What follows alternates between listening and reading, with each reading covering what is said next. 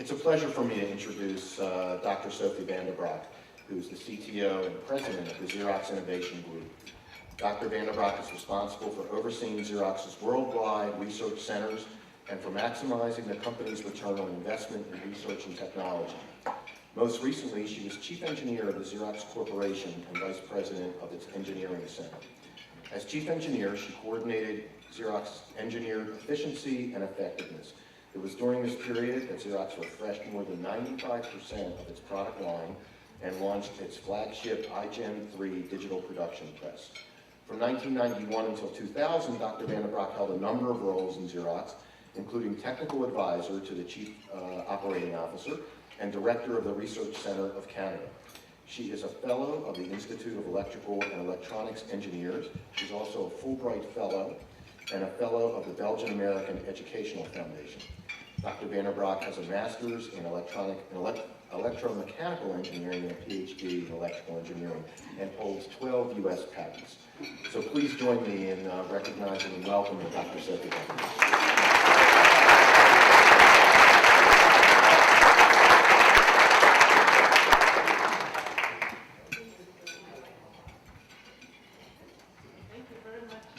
Great pleasure to be here. And one of the most important accomplishments, you left off. I have 3 teenage children. It's my really great pleasure to be here. I mean, UMBC has indeed been a great partner of Xerox. Not only are you a great customer, but we are a great customer of both UMBC research programs as well as students. I mean, your students are just phenomenal, so thank you for that. It was my first visit to campus this morning, and I was definitely impressed with the quality of the people, their passion, their excitement about their projects, as well as, of course, the content of the projects and the amazing facilities. And so thank you for inviting me. And also thank you for making this a luncheon meeting so I could fly in the morning and go back home tonight. So I appreciate that. So what I'd like to talk about, I was asked to talk about innovation leadership. So I would like to focus most of the talk, the 35 minutes I have, about some 5 leadership practices that I've observed over the last 2 decades, and about how can you successfully innovate. Before doing so, I'll give you a brief overview of some of the research and the technologies we're working on at Xerox. So we have worldwide, actually let me, so Xerox is a company, we are in 3 major lines of business. We have a global services business that helps our customers deal with capital-intensive business processes. We have an office business, which most of you is best known business, and we have a production business where it's all about personalizing the documents and mass customization, and I will not talk about these businesses today, but supporting those businesses, we have an amazing R&D community, 5,000 engineers worldwide, a very strong joint venture partner, Fuji Xerox, established in 1962, and together with our joint venture partner, we invest $1.5 billion in R&D each and every year. I know some of our IBM partners are there, and I know you guys are like $7 billion, but $1.5 billion, I can tell you, is a significant investment. In our history, we have 55,000 global patents. We get issued about 10 patents to us each and every week. And that has resulted in 100 new offerings in the last 3 years. So as I said a little bit earlier in the introduction, we refreshed 95% of our overall services, software, and product platform in the last 3 years. And actually, they won 500 industry technology awards. And then the ones that I'm actually most proud about are listed on the right. One is the Institute of Electronics and Electrical Engineering Corporate Innovation Award. It's a very significant award and really shows the great work the researchers and engineers have done, as well as even more so the U.S. National Medal of Technology, which I had the privilege, together with Ursula Burns, to be in the White House this summer to receive this medal from the president. So it's just an amazing company to work for. And so our researchers are located around the world. We have the Palo Alto Research Center, which might be the best known. It's, of course, where all the fundamental foundation of the modern office was invented, as well as today they are incorporated. So they are a wholly owned company of Xerox. Half their revenue comes from doing research for Xerox businesses. The other half comes from doing research for the clients, as well as equity, startup companies, as well as licensing and doing research for the government. So it's a completely new business model for innovation that we have established apart. The research center in Webster, in Rochester, New York, upstate New York, is where we do all of our research on next generation systems, the nation-new platforms, as well as imaging science and control systems, as well as services platforms. Across the lake in Toronto is where we do the research on material science and toners and inks and next generation materials that you can print, whether it's electronic materials or actually I have one project from them that I will show later. In Europe, we have research center that's 100% dedicated to linguistics, machine learning, to those technologies that are truly differentiating our services business today. And since a lot of you are in IT, I'm going to show one example on our portfolio of smart document technologies that are really making document-intensive digital processes much more effective and efficient. And of course, I mentioned our joint venture, Fujisaurus in Japan. We have a research center in Tokyo as well as in Palo Alto. And finally, we do have a research center in Second Line. So I know, again, you guys have a great one. I've been there. We have one that's still behind the firewall. We opened it up about 18 months ago. And it's really, again, to experiment how people deal with information in these digital 3D worlds, which ultimately, once the UI is simplified and all of the bandwidth and security issues are solved, is the future of the internet. So I'm going to show a video now. Instead of me talking through the technologies, let me show a video of our researchers in the different centers. And then I'm going to show one example before I go into leadership lessons. This is actually a video that our engineering liaisons that work with universities use when they go to recruit. So I have to apologize in advance. I'm in the video, and I don't like to show videos of myself. But if I show this video, you get a broad overview of all of the technologies we're working on. So enjoy it.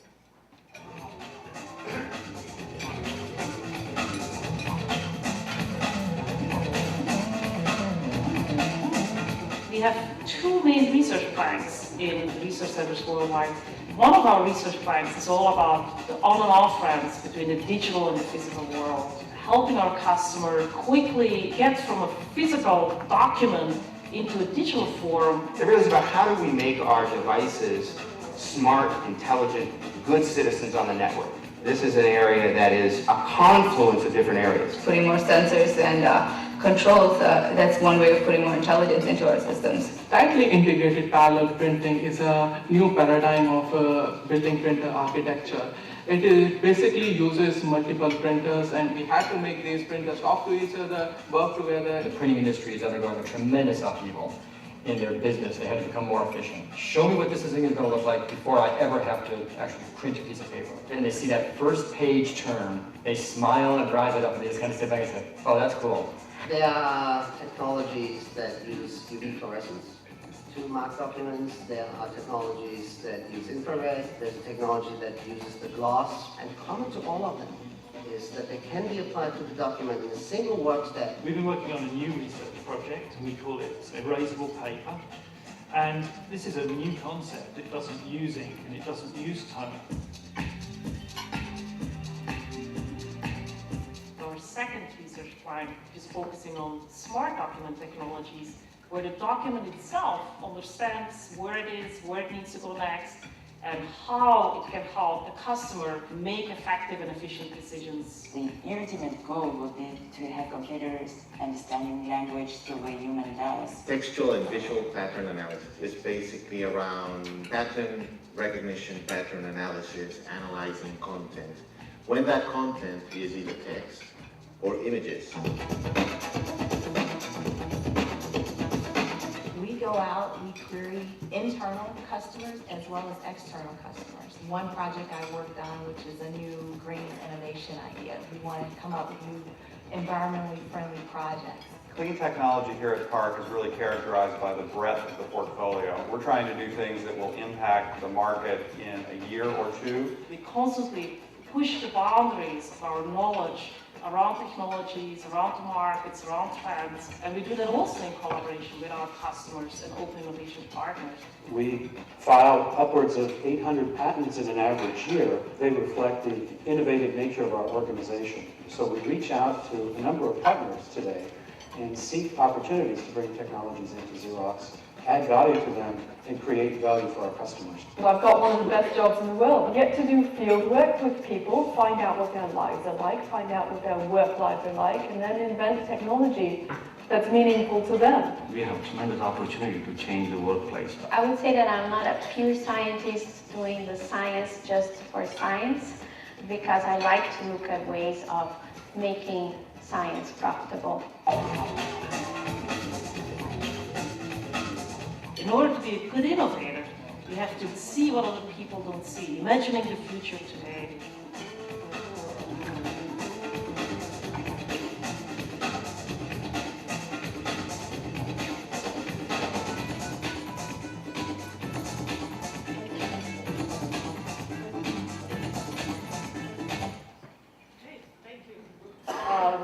So you can really see the diversity of technologies we work on and diversity of students we need, right? Everything from chemists, electrical engineers, mechanical engineers, computer science, software engineers. Half of our engineers today are software engineers, computer scientists that work at Xerox, but it's very, very broad. So since this is related to IT, I thought I'd give you the one example of how smart document technologies work and why they are important.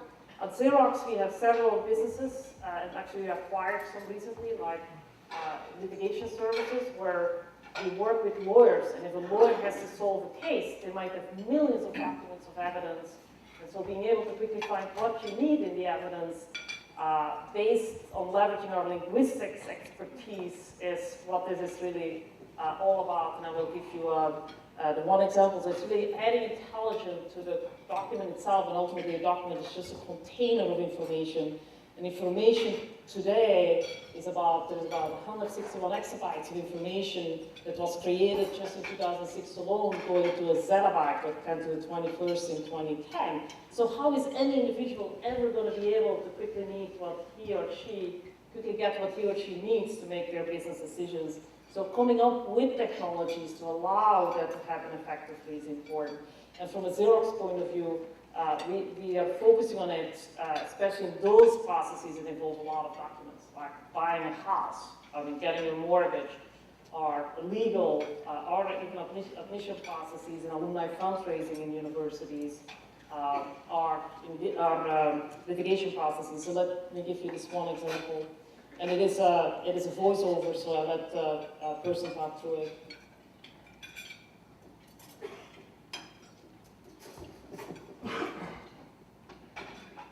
This processes, resulting in more effective and more efficient decision-making.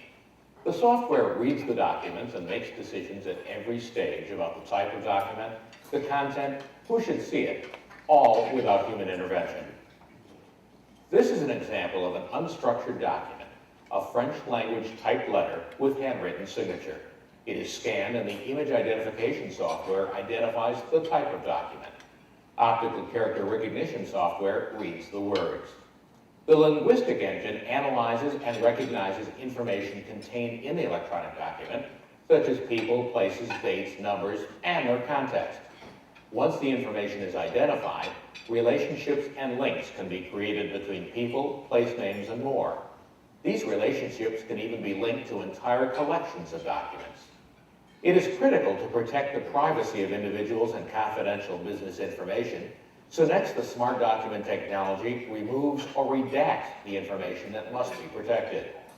Once the sensitive information is found and extracted, security settings can be applied, allowing only authorized parties to view sensitive data. We call this process intelligent redaction. The document can then be sent to the right department, leveraging the categorization technology. By applying smart document technology, we have been able to make the document more intelligent by giving the document the ability to understand its own contents, how it should be routed and handled, and appropriately protecting the information lying within it. And so this might seem simple, but it has a huge impact. Like for example, if a lawyer has to go through 1 million documents and the software can, instead of a lawyer looking at each of the documents, the software can pre-classify it and say these are only really the ones that is relevant to your case.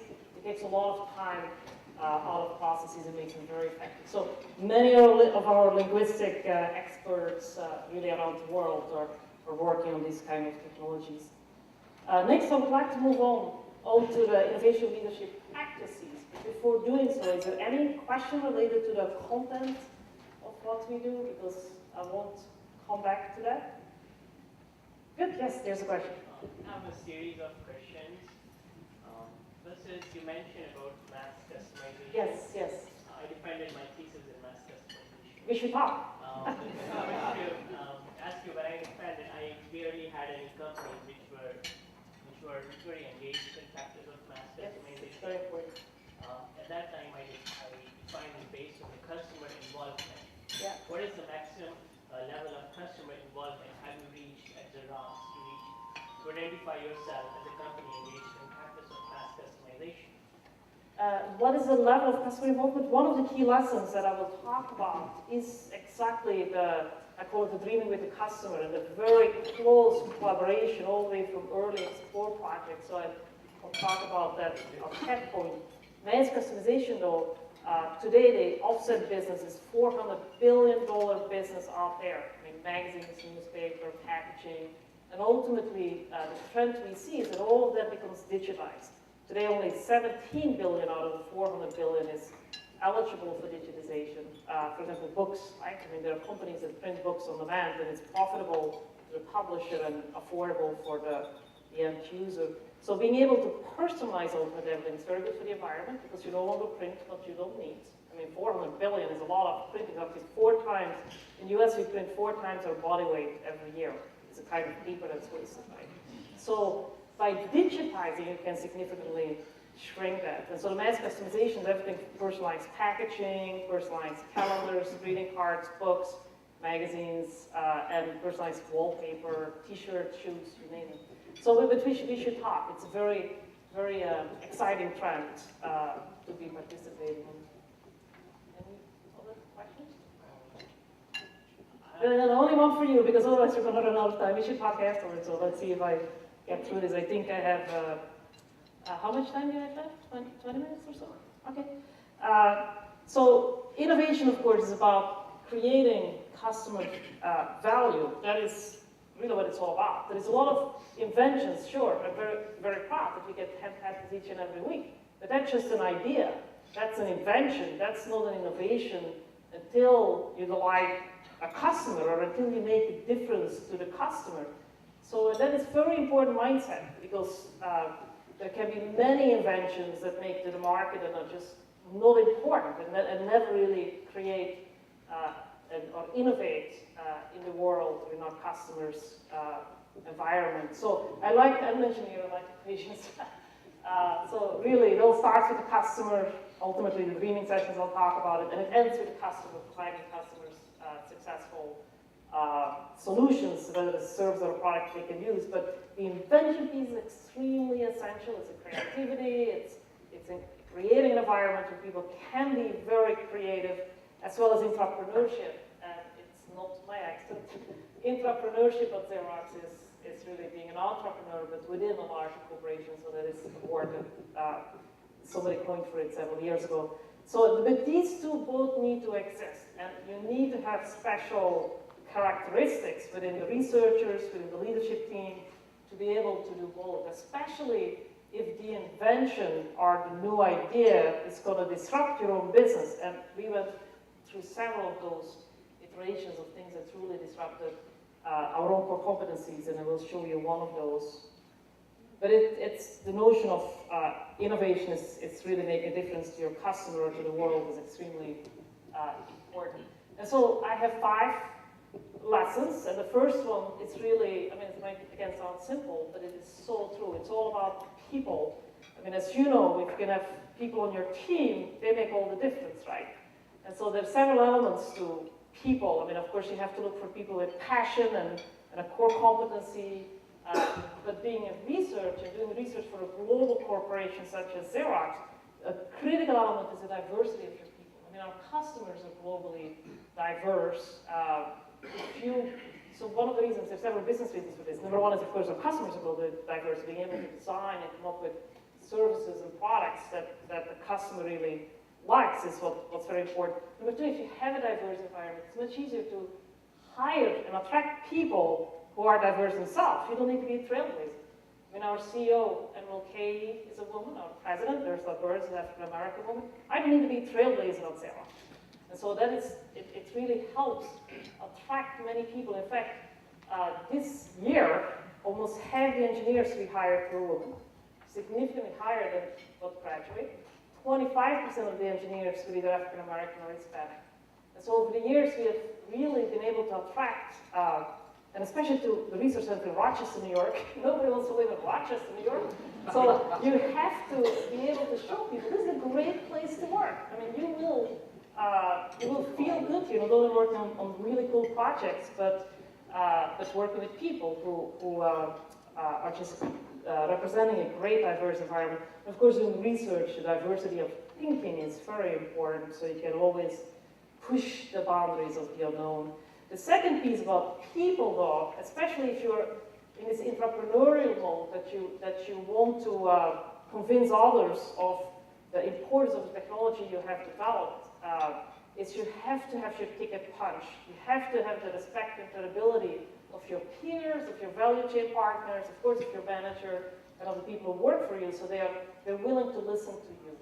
And of course, if you join research, the way you punch your ticket before you join is to get a Ph.D. and publish in referee journals and all of that good stuff. But that's exactly where, I mean, if you do that, and I lived through that myself, it's nothing to, I mean, I didn't have my ticket punch in the engineering community. If anything at all, having a PhD is a liability in the engineering community. So you have to punch your ticket over and over again. And trying as a researcher to make business cases for the projects. And even though the researcher can be really good at it, it's not going to be credible. So what you then do, and that's this other quote, if you don't have the credibility yourself just because of how you are perceived, make sure you become really good buddies with a finance guy or marketing woman, or and make sure that they stick up for your project. So get the right people in the bus with you in the right spot. That is very, very important to get be entrepreneurial and to get your ideas to the market. The one example I'm going to say is, for example, this is a microscopic picture of a conventional toner particle. Toner particle is what you use to print on a piece of paper, right? That is writing. And so in Xerox, we were the biggest manufacturer in the world by almost a factor of 2 of conventional toner. And so about 10, 15 years ago, the researchers started working on inventing a chemically grown toner. It's like using pharmaceutical type processes.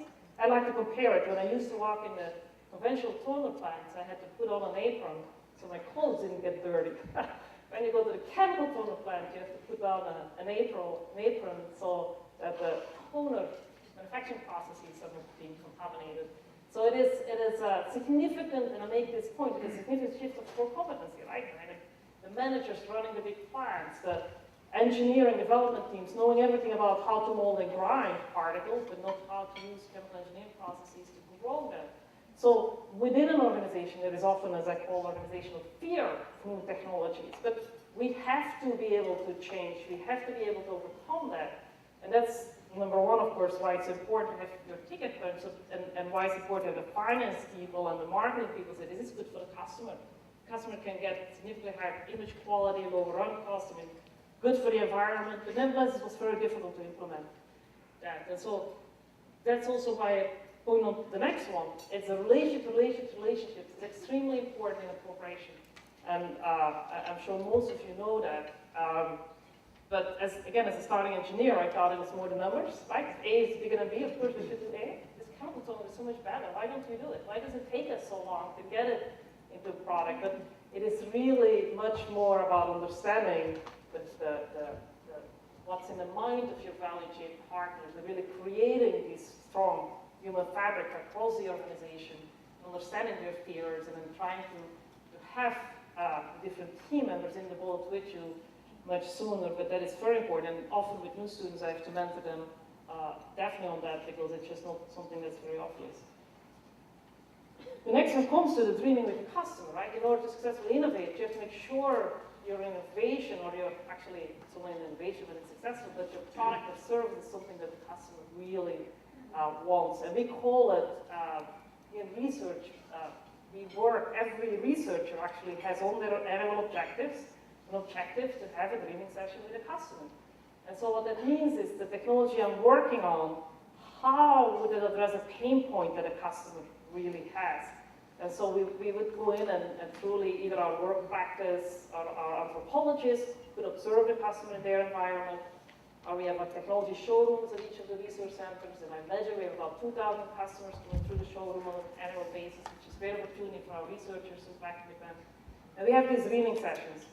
And one technology we had invented, which was also briefly in the video, is this reusable paper, right? The researchers in Canada working with park people had invented a coating, materials coating, to coat the paper. And today the image is there. A day or two later, it's blank again. And so having the Xerox hat on before our dreaming sessions, we said, wow, that's cool. We add it all to our multifunction devices, and maybe we can just print the cover sheets. How many of you print cover sheets? Not many, eh? Yeah, in Xerox we print cover sheets, so that's what we thought of, right? So we went to the dreaming sessions with the customers, and nobody, I mean very few, but almost nobody printed cover sheets. So there we would have added cost to our systems and a cool thing, but it would be completely a waste. It would not have been an innovation. But what the customers, by observing them, we noticed that 45% of what's printed in a given day, was probably all my bios on your table, go in the garbage by the end of the day, right? Or in the recycling bin, but even recycling uses energy, chemicals to recycle, so it's not good for the environment. And 45% of the documents are of that type. Your agendas, your slides for a meeting, and so what we then envisioned is, instead of having this as an add-on to a conventional system, why don't we come up with ways to potentially make it as a standalone, extremely low-cost type device that everybody could potentially have in their desk. So this was a great idea. The only thing the customer told us, though, which needs more invention, is they don't want it to fade by itself, but they would like to erase on demand, which adds complexity to the whole material science and complexity to the cost of the system. So, so that was something that we found out. Who would like to have it fade by itself? It just fades like you have something printed, the next day you go back, it's blank, you can print it again. Who would like to have this, because it's environmentally friendly, that we have to have control over when it raises? Yeah, you're asking for a more expensive, complex box, so, but so it's a research project. Yes, you have a question? Where does it go? Excuse me? Where does it go? What do you mean, where does it go? Where does the color go? Oh, it is a mechanism of like sunglasses. You don't need to buy inks or toners. It's actually very affordable for the user. We have to figure out the business model, but 75% of our revenue today comes from inks, toners, and that kind of stuff. But that wouldn't be there.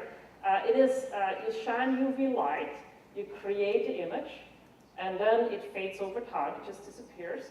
So it's switchable molecules. It's similar to sunglasses. Some of you have sunglasses that you go outside, they get dark, you come in and they fade. But they're optimized to fade as fast as possible.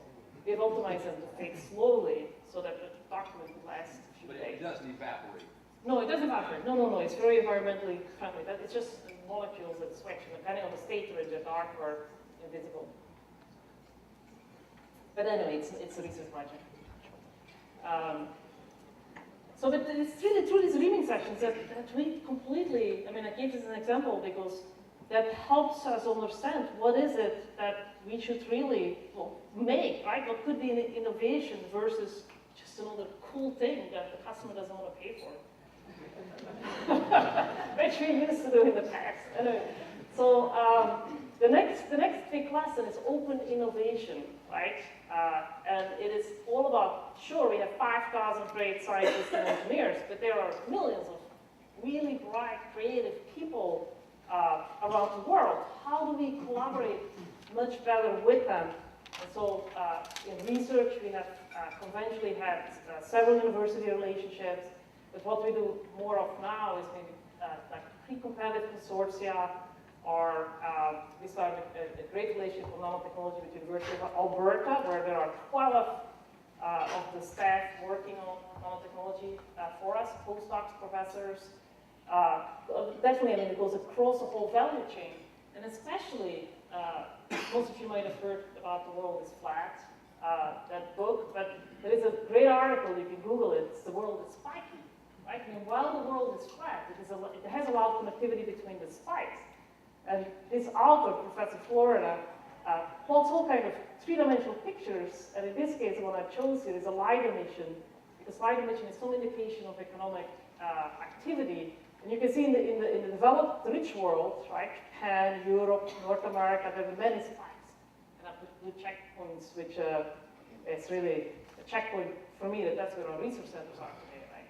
But you see all of the spikes emerging in the emerging world. I mean, Russia, little spikes in China, in China and India.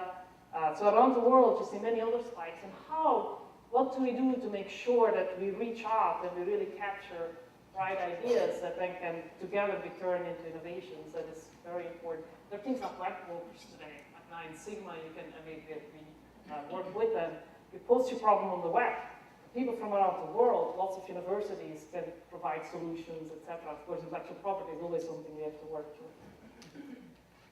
Oh, okay, this is still in here. So we also are, as I mentioned, open innovation partners for other companies in completely different competencies. So the one example I have here is leveraging the core competency we have in optical systems, which is a core element of the xerographic systems applied to the medical field. This is collaboration with the Scripps Institute, where we're able to very quickly detect cancer in blood, like very early on, like 10 million cells, and we can detect a single cancer cell, and so for diagnostic purposes. Again, it's a research project, but very, very promising. So it's the other way around of open innovation. The next one, the fourth lesson that's extremely important is, and it also alludes to this conventional toner, chemical toner thing, is basically not be afraid. But let me see if anyone can anyone read Chinese here today? Yes. What does this say? What can you read this word? Danger. Danger, eh? Danger. Anybody else can read it? Yes? Crisis. Yes. What else do you see? Very hard. Risk. Okay, now I'm gonna, the same people, eh? If I cover the left stroke, what does the right stroke say? Just the right stroke. Try to read it, I know it's on the chart.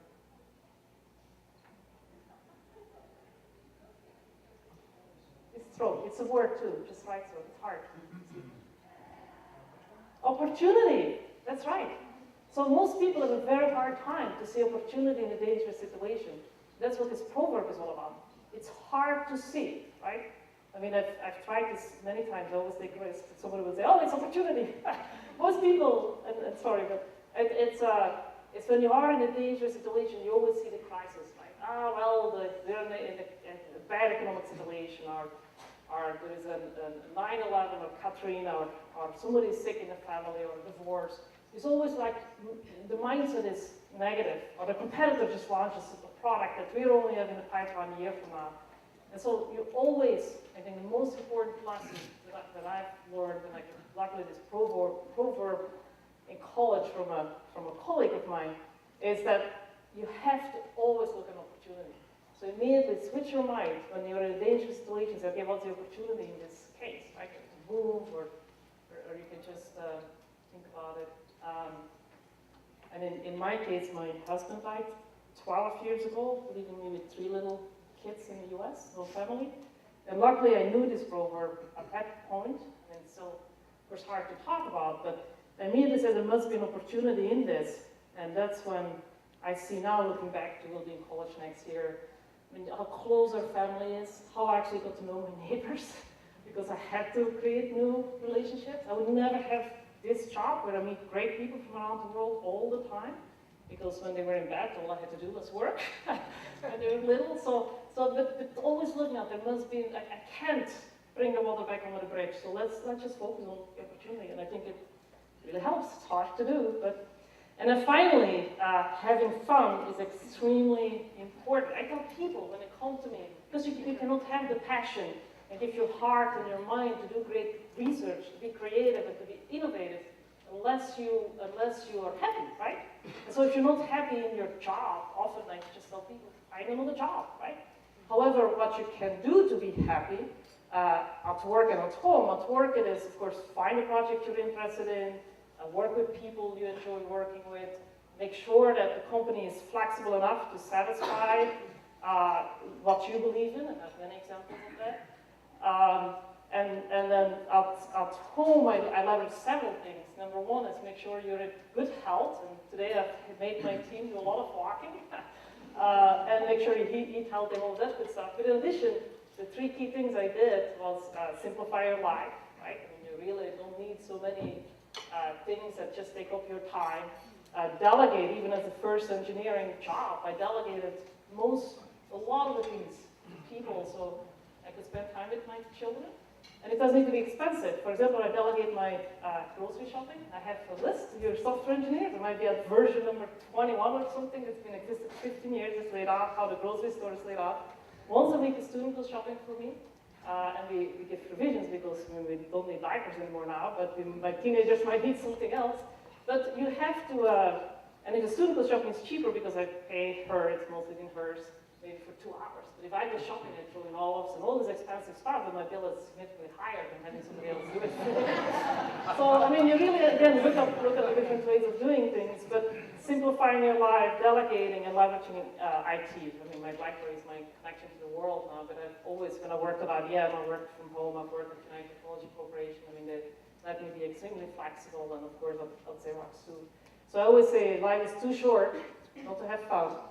And you have to have fun in order to innovate and remove all the obstacles that will be thrown in front of your creative idea all along the pathway. So thank you very much. Good, any questions? Yes. Very general question. Just from research point of view, how do you guys differentiate from, like, you consider like HP, like Epson? Which company are you in? Sorry. How do you guys differentiate? No. Which company are more standing? I have more than, yes.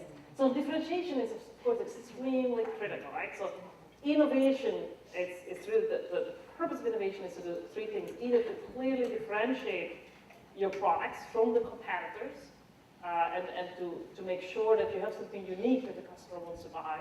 And number two, to constantly disrupt the price system. I mean, we're constantly looking at new platforms that can significantly disrupt the whole price model of either the system or the service. And then number three, to create completely new markets and new opportunities.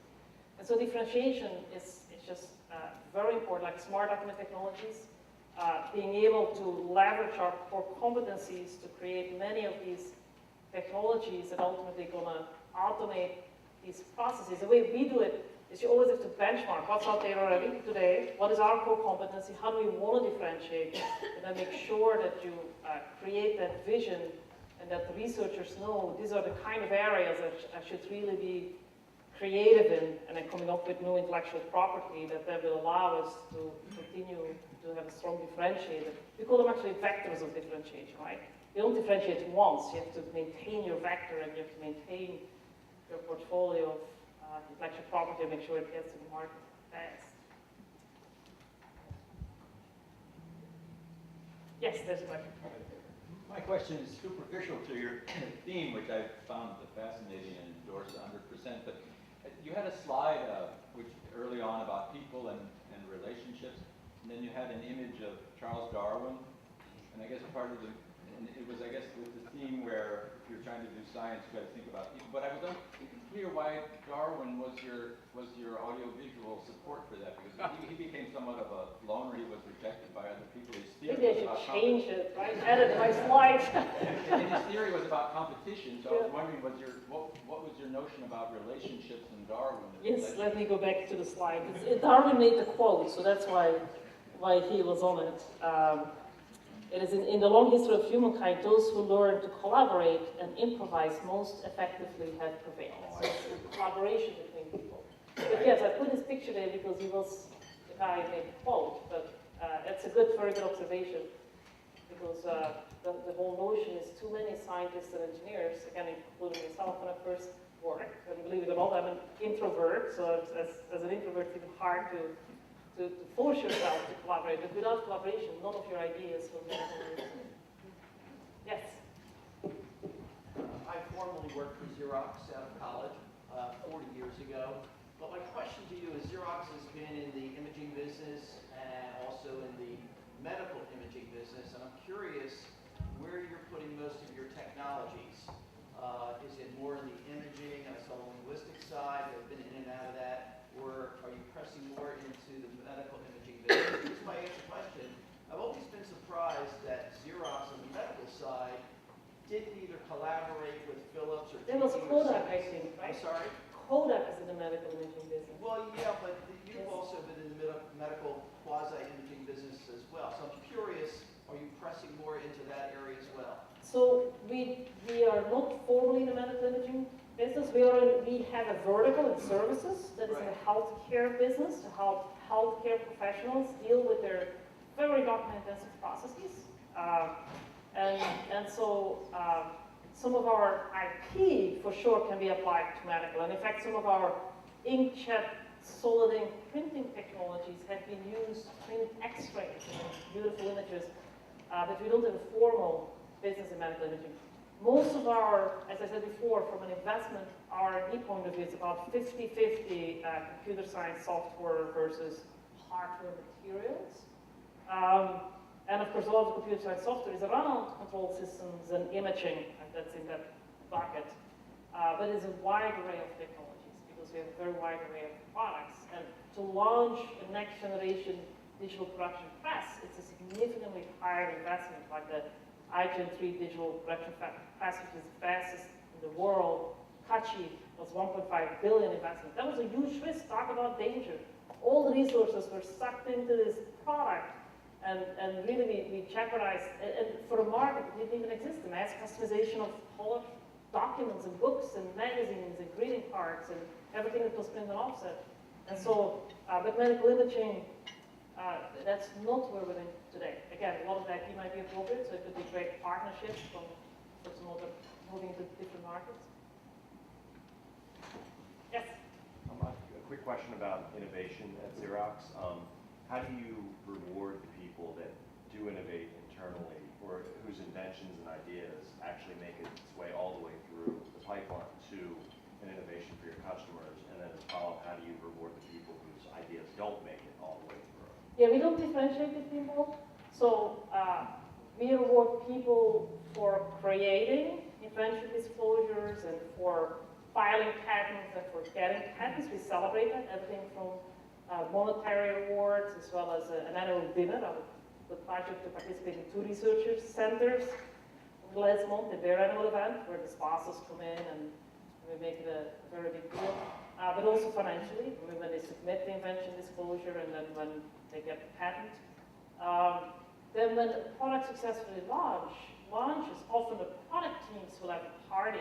And if they don't forget us, if the researchers, often the researchers don't like many, many years before it hits the market. Again, especially in big systems, right? I mean, in services, the smart document technologies, they go much faster to the market.